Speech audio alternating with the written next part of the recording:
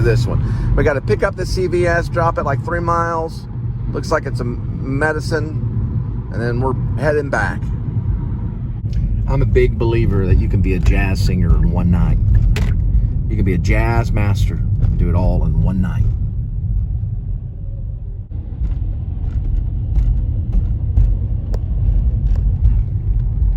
I have to do the silver alert thing. I'm going to do it in 2 parts, okay?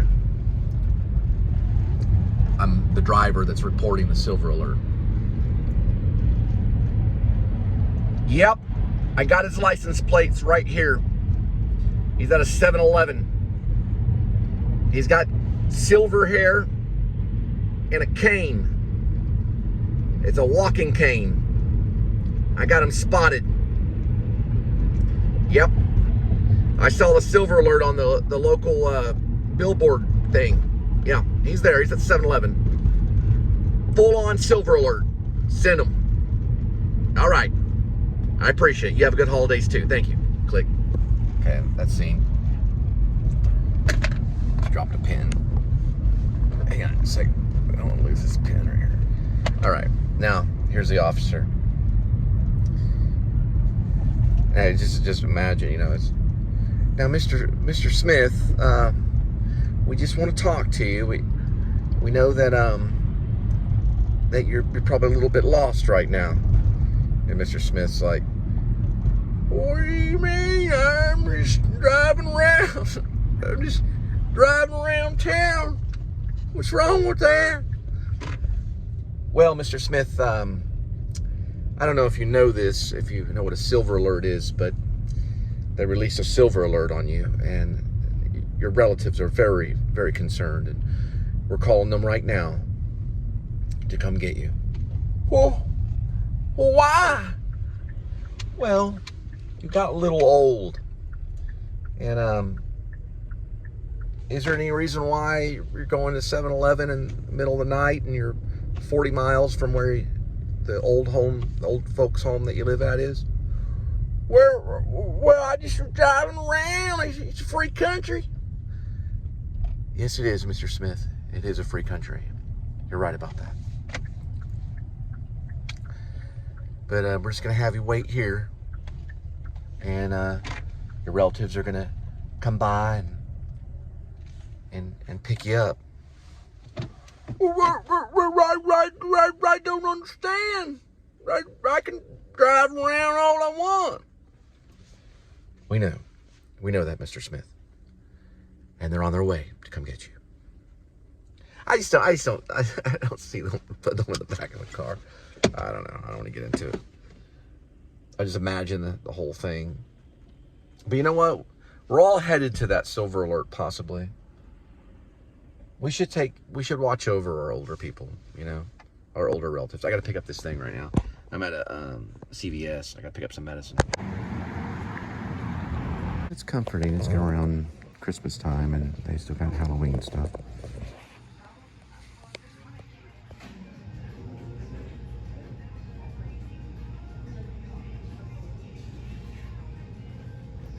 It's like it's grandma at a gas station right here.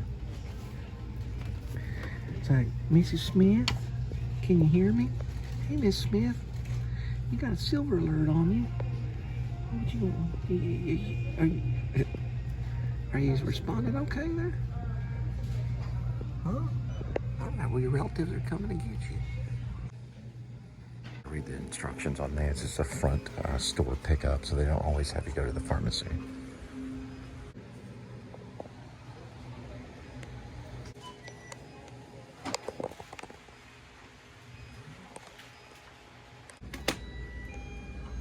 They keep them at the front right here for same-day delivery. All right, we are coming up to Mira Vista to drop off this pharmacy thing. Mira Vista. And then we are headed back. They got a checkpoint too, right up here.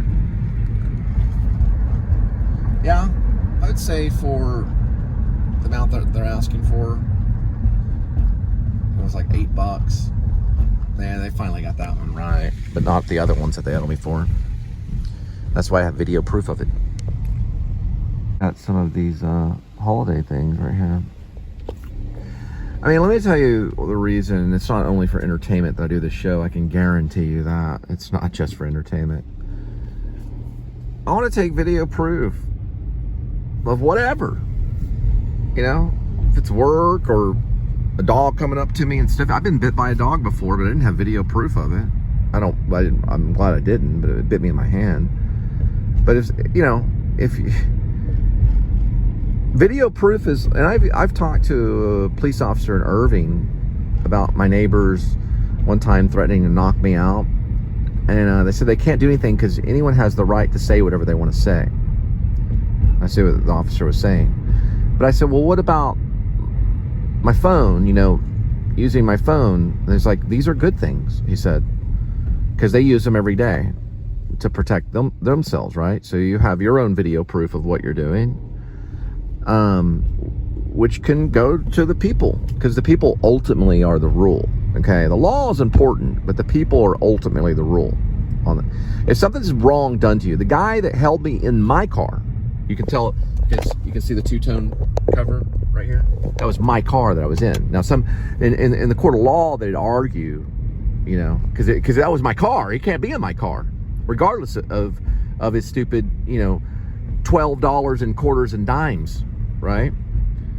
Not over that. And plus, the quarters and dimes that were in the tip jar were not in my car.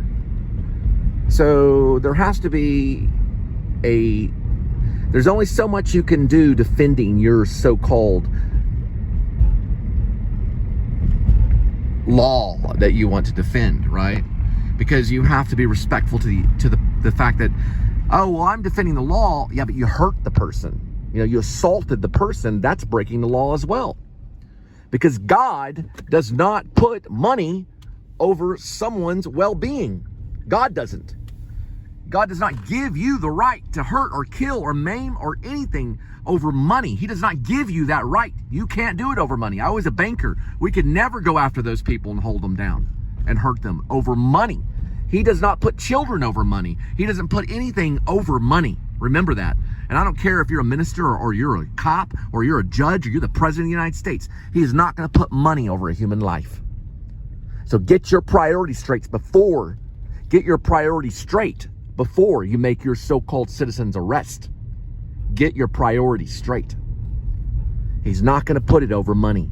He doesn't put your life is far more important than their money. Your life is more important than money. Remember that. And that's what Jesus Christ came to this planet to prove. And that's why you tipped over the tip jars. And that's why I did the same. So get your priorities straight.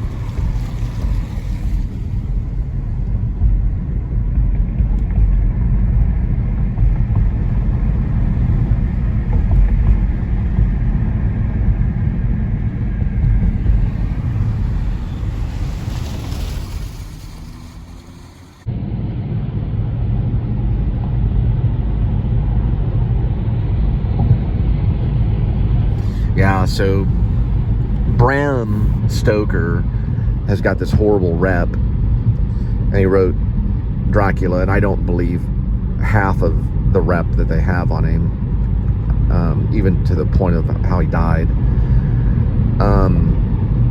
I think they made him look like a monster because they wanted to, but if you've seen photos of him, the guy looked healthy.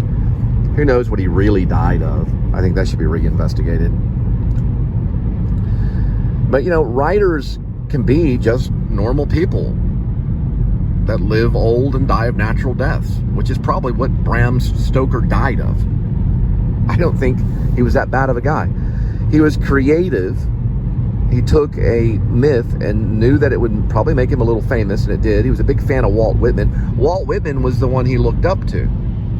You know, it's like Walt Whitman's the writer, and really, you know, Bram Stoker created an epistolary fiction. It was like epistles or letters, epistolary fiction, written from all these different point of views of Mina, Jonathan, I think Van Helsing, maybe even Dracul. But regardless, it was a creative way to tell a story that had been told before. The vampire was already famous. The vampire was famous almost 100 years before he even wrote Dracula. And he was just a creative writer. He was a creative writer, like Stephen King or whatever. They weren't really able to make Stephen King out to be that bad. Other Stephen King badmouthed himself in his own story, which was on writing. He told, the public the truth about some of his drug addiction and stuff. So every writer has to have this problem. There's writers out there. They're just, normal people, really. I know there's long stories and probably gossip that's going to go on about me. But, I'll tell you this. I was baptized in the Baptist church. I was also baptized in the Anglican church first. I'll just put it this way. I believe in God.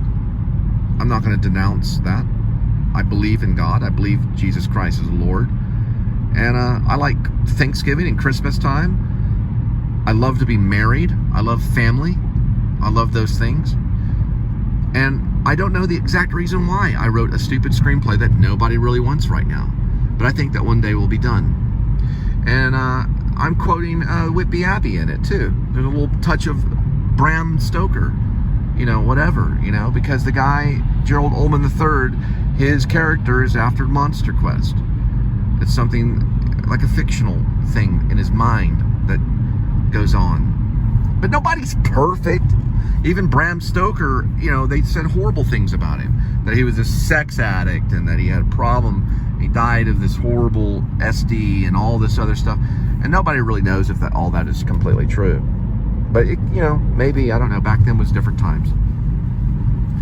I haven't read all of Dracula, I have to tell you. I did see some of the I saw Francis Ford Coppola's movie in high school, and I thought it was probably one of the best performances of Dracula of all time, which was done by Gary Oldman. I thought it was an amazing performance by Gary Oldman, and I think he's possibly the best actor we've ever had. Other than maybe Marlon Brando and Laurence Olivier. But it's an amazing performance because of the choices of behavior that he made Dracula out to be. I saw some of it tonight. There's a site you can go to YouTube and watch it. But you know what? Bram Stoker needed that, and it became famous. Silver Alert's still out. Come out Decatur. License plate ends in 7523. Silver Alert. Anyway, that's all I wanted to say anyway. I've been studying a little bit of this and that. Just like Bram Stoker did. Bram Stoker did not study the complete life of Vlad Dracul. He borrowed Dracul's name, and I guess he put an A on the end, as in Dracula. I'm just guessing. Supposedly he only borrowed the name and used it for the story because he had to write something. He had to do something with his life. And that's what he did. Let him be. You didn't do it because you couldn't do it. All right? You didn't do it because you couldn't do it. He did it because he could. And ultimately he did it because he did. All right? That's what he did.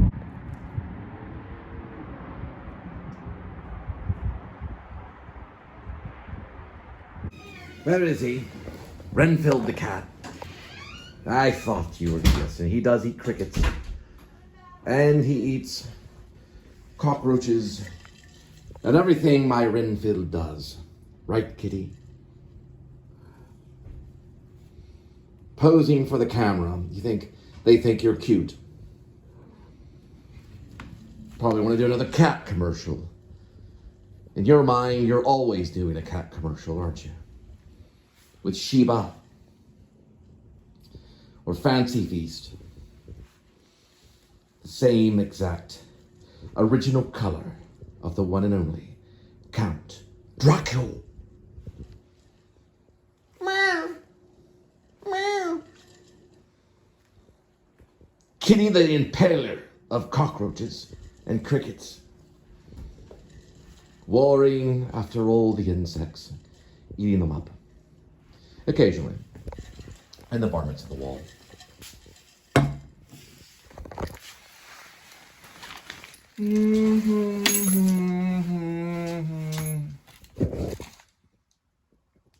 I got stickers.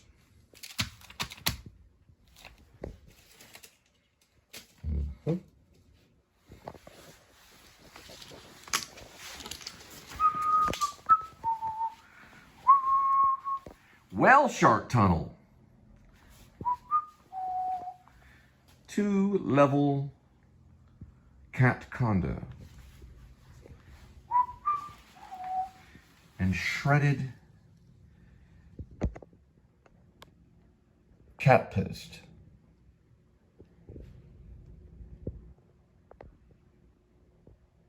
Cut.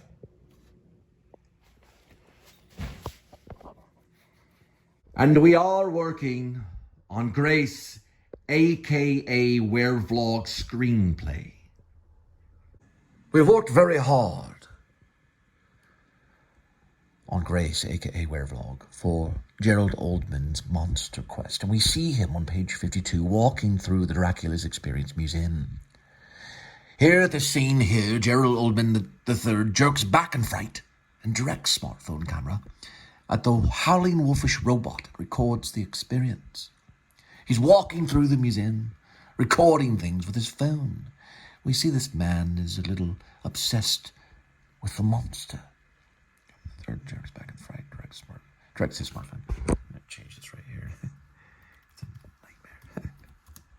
Trust me, I've never written anything like it. We could even open with this part if I talk to the editor. This could be the opening of the movie, maybe. But not in the script. The script is different. We open with the darkness and the vlogger's voice, which I have no idea who it is. Probably Grace's voice, maybe. But this is basically Gerald Oldman III walks through the Dracula Experience Museum at 9 Marine Parade, Whitby, 10213 PR, United Kingdom. It's a real place. Mechanical wolfman creature's head pops out from the panel in the hallway and monsters growls. Gerald Oldman III jerks back in fright and directs his smartphone camera at the howling wolfish robot and records the experience. All right, guys, we worked about an hour and a half on this. It's a Whitby Abbey scene. I just called it Whitby Abbey. Got this inspiration from Grim Life Collective because they had just vlogged a wonderful vlog. Go and read Grim Life Collective, or not read, I'm sorry.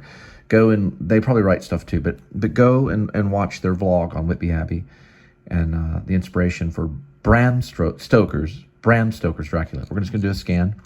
So everything I wrote on it right now. This is just Gerald Oldman walking around taking photos. It's right before I'm going to America to Oregon. I'm meeting with blacksmiths there. All that is added here just to get more backstory on Gerald Oldman's obsession with monsters. Remember, it's not just the Wolfman he's after. He's also after the legend of Dracula. That's another good reason to use. Can we turn it down for a minute, please? I'm trying to do something here. Okay, forget it. All right, sorry, sweetie. You're right. That's good. I'm sorry about that. Here, give me a hug. Give me a hug. All right. All right, I'll talk about it. Using Whitby Abbey and Dracula Museum Experience is a great reason why to use Gary Oldman for this, because it's an homage to him. He'd be standing before Whitby Abbey talking about Dracula and looking for this monster, as well as later looking for the Wolf Man. Now that I finished adding scenes to Grace, aka Werevlog, I'm going to show you what Linda got me. Some Pepsi minis. There's Linda. I'm adding one, but I'm going to let you listen to the sound of war. I don't recommend these soda drinks all the time, but among Christians, if they're sitting in a room, this is the sound of war. Someone that has some soda, and they're gonna do a thing. This is just soda, Pepsi, because they would just have soda, and they'll do a thing called cracking one. That's the sound. That means someone means business. They'd be cracking some soda. We fill our drink to the top. To the very top. As our cups runneth over full. And I like soda, but diet soda is usually what I try to drink. Linda got this for free. How did you get it for free, Snickles? There she goes with the music. I've been telling her about the music. We can't vlog the music, unfortunately. Sweetie, okay, she got it for free at Albertsons using the Albertsons app. But anyway, got to cut here.